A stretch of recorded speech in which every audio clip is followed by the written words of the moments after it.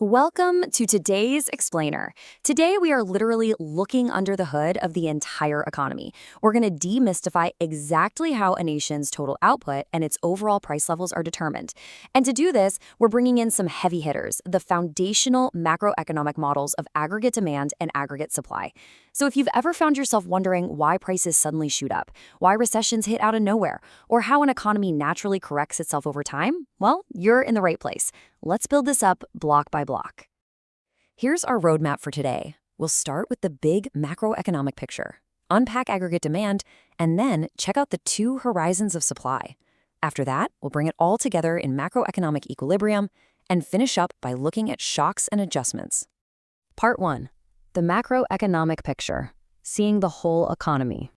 To really grasp this, we've got to zoom way out. We're leaving behind the micro details of individual, everyday markets and looking at the system as one massive, interconnected entity. As our source material perfectly puts it, macroeconomics is concerned with the behavior of the economy as a whole, with booms and recessions, the economy's total output, the rates of inflation and unemployment. Basically, we are diagnosing the major economic issues of the day by focusing on how goods, labor, and assets interact on a national scale. Moving right along to Part 2, unpacking aggregate demand, prices, and output. Let's start by laying down a clear definition. Aggregate demand, or AD, is simply the relationship between the quantity of output demanded and the aggregate price level. Think of it like this. This curve tells us the absolute total quantity of goods and services that people actually want to buy at any given price level. It's kind of like the entire nation's collective shopping list, rolled up into one neat economic concept. Look at this downward sloping AD curve. On the vertical axis, you've got the price level, P, and on the horizontal axis, the level of real output, Y. Notice how, as the price level goes up, the quantity of output demanded drops. Why is that? Well, with a set nominal stock of money in your pocket, a higher price level literally means your actual purchasing power, your real balances, shrinks. And when that happens, investment and consumer spending go down, hence the downward slope. Part 3, two horizons of supply, the short and long run. Okay, so we've got our demand curve, but demand is only half the story, right? Let's define the other side. Aggregate supply, or AS, is the relationship between the quantity of goods and services supplied and the price level. But here is where it gets really interesting. The way businesses react to prices in the short run is completely different from how they operate in the long run. To really wrap your head around aggregate supply, you've got to think in terms of sticky versus flexible prices. In the short run, prices are sticky. Our source uses a fantastic example for this. Imagine you run a business, and you just spent a fortune printing and mailing out physical price catalogs to all your customers. It's incredibly costly to just issue new ones overnight, right? So in the short run, your prices are pretty much stuck. But in the long run, prices are entirely flexible. And the actual output of the economy isn't determined by those prices at all. It's determined by the physical, real-world amounts of capital, labor, and available technology. Visually, you can see this short-run stickiness right here in the short-run aggregate supply curve, the SRAS. Look at this extreme example. It's a perfectly horizontal line. Because prices are stuck, firms are basically willing to sell as much as their customers want to buy at that exact fixed price level. They just hire enough labor to produce whatever is currently being demanded. Now contrast that immediately with the long-run aggregate supply curve, the LRAS. It's a perfectly vertical line. In the long run, output is completely pinned at its natural or full employment level. It operates completely independently of the price level, governed entirely by physical resources and technology. Honestly, in the long run, it doesn't matter how high or low nominal prices go, that line isn't budging. Part 4. Macroeconomic equilibrium, bringing it together. All right, so we have our downward sloping demand curve, our sticky horizontal short-run supply curve, and our flexible vertical long-run supply curve. Macroeconomic equilibrium is simply the point where the aggregate demand and aggregate supply curves intersect. It's the ultimate state of balance. That little intersection right there tells us exactly where the entire economy stands at any given moment, pinning down both the aggregate price level and the actual quantity of output being produced.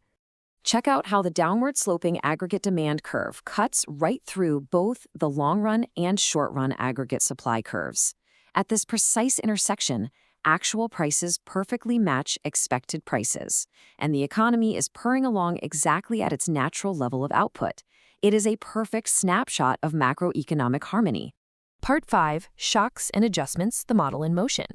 Now, we all know the real world doesn't just stay perfectly balanced forever. Things happen, policies change, crises hit. So the big question we absolutely have to answer is, how does the economy actually transition from the short run back to the long run? When a massive shock hits the system, how do we get from that horizontal sticky line back to our vertical structural reality? Let's walk through it. Imagine an economic shock. Let's go step by step. Step 1. The central bank decides to enact a massive monetary expansion, causing aggregate demand to rise completely unexpectedly. So what happens? Step 2, well, because those catalog prices are sticky in the short run, firms don't raise prices right away. Instead, they just produce more to meet the sudden surge in demand. Boom, the economy takes off and output rises way above its natural level. But of course, that party can't last forever. Step 3, reality eventually catches up. People realize what's happening, expected prices start to rise, firms finally print new catalogs with higher prices, the short-run supply curve shifts upward, and output slowly but surely falls right back to its natural, long-run level. You can see this directly if you follow the movement on the vertical axis. If aggregate demand shifts, let's say it unexpectedly falls from 81 down to 82, the equilibrium eventually moves from point A straight down to point B along that vertical, long-run aggregate supply line. Ultimately, because that supply curve is absolutely vertical in the long run, this shift in aggregate demand only changes the price level. The actual real output, Y, it stays exactly the same. These are absolutely crucial takeaways, so let's lock them in. First, we have long-run monetary neutrality. This means that in the grand scheme of things, just changing the money supply only alters prices, not real, actual output.